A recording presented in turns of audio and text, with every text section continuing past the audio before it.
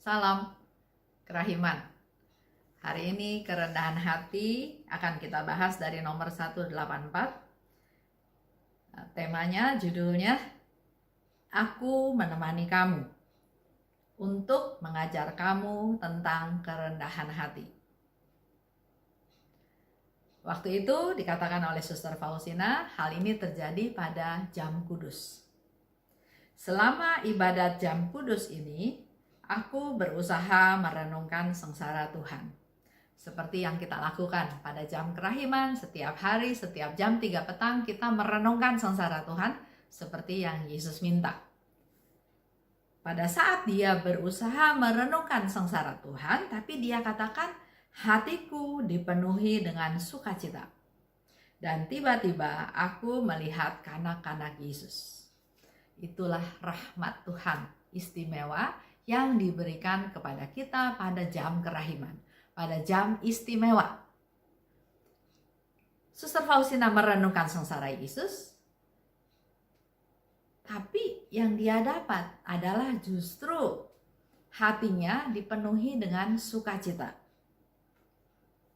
Begitu pula dengan kita kalau kita praktekkan jam kerahiman. Kita merenungkan sengsara Yesus. Yesus dijatuhi hukuman mati. Yesus didera. Yesus dipaku di kayu salib. Yesus wafat di salib. Itu penderitaan-penderitaan yang Yesus alami. Tapi kalau kita terus renungkan, ternyata di balik penderitaan tersebut ada banyak pesan, rahmat, berkat yang Tuhan mau berikan kepada kita. Engkau, aku ampuni segala dosa-dosanya. Aku mau menderita asal engkau selamat. Aku mengasihi engkau, walaupun pada saat itu engkau masih dalam dosa. Banyak sukacita yang kita dapat dari merenungkan sengsara Yesus.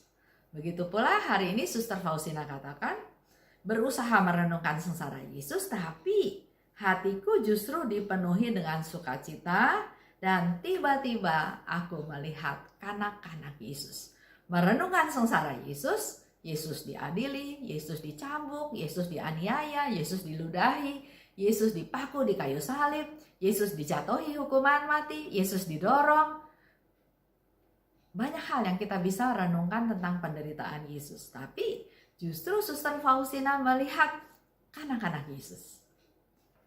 Tapi keagungannya meresapi diriku sedemikian rupa sehingga aku berkata, Yesus, engkau sedemikian kecil, tapi aku tahu bahwa engkau adalah pencipta dan Tuhanku. Suster Faustina melihat anak-anak Yesus, dia tetap tahu, punya iman bahwa Yesuslah penciptaku dan Tuhanku. Dan Yesus menjawabku, benar. Apa yang dikatakan oleh Suster Faustina itu adalah benar, kata Yesus. Aku menyertai engkau. Yesus menyertai Suster Faustina. Disertai sebagai apa? Sebagai seorang anak. Yesus menyertai Suster Faustina sebagai seorang anak untuk mengajarkan kepadamu kerendahan hati dan kesederhanaan. Yesus merendahkan dirinya menjadi seperti seorang anak kecil, tapi justru melalui penampilan itu mau mengingatkan kita semua untuk belajar kerendahan hati dan kesederhanaan dari seorang anak kecil. Enggak ada yang dipamerkan, enggak ada yang dibanggakan, enggak ada sifat iri. Yang ada adalah persaudaraan, berteman, dia enggak melihat kaya miskin, enggak ada penghinaan, dia bersukacita bisa bergaul dengan siapa saja. Mari kita juga belajar seperti seorang anak, rendah hati dan sederhana. Kita juga tahu ya, ada firman Tuhan katakan, belajarlah padaku karena aku lemah lembut dan rendah hati. Dan memang kerendahan hati itu harus terus dipelajari, dipraktekkan, lulus, kadang-kadang gagal. Praktekkan lagi. Karena Yesus katakan belajarlah padaku. Jadi ada satu proses belajar di mana kita nanti bisa menjadi rendah hati. Selanjutnya, Suster Faustina katakan, aku menghimpun segala penderitaan dan kesulitanku menjadi suatu buket bagi Yesus. Jadi semua penderitaan, semua kesulitan itu bukan diceritakan ke semua orang yang belum tentu mereka juga bisa bantu. Bahkan malah merendahkan kita, membuat kita semakin down dengan bercerita. Kan orang cerita kesusahan tujuannya supaya dia disupport, dia dikasih solusi untuk mengatasi masalahnya. Tapi kalau kita sembarang cerita ke sembarang orang, maka mungkin saja kita justru nggak dapat nasihat, nggak dapat support, malah dapat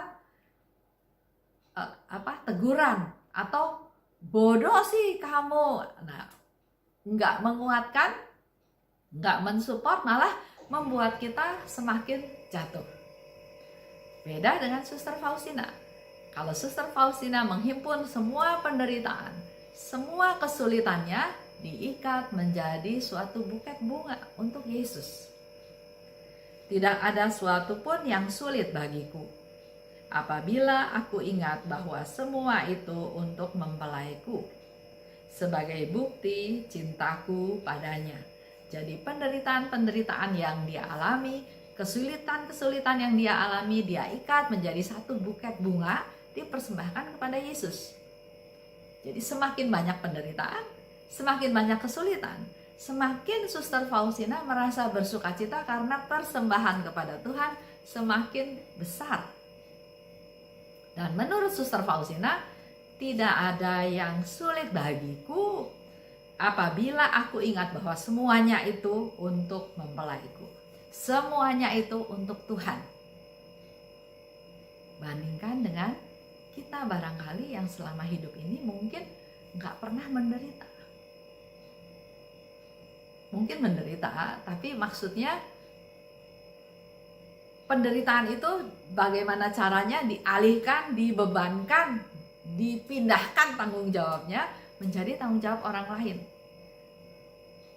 Apa yang kita bisa persembahkan kepada Tuhan? Sementara Suster Faustina justru mempersembahkan penderitaannya, mempersembahkan kesulitannya sebagai satu buket bunga untuk Tuhan. Dan kembali lagi Suster Faustina ingatkan kita hari ini, tidak ada yang sulit untuk melakukan hal tersebut kalau itu dilakukan untuk mempelaiku. Kalau itu dilakukan untuk Yesus, Tuhan kita semua. Baik, cukup hari ini. Terima kasih. Salam kerahiman.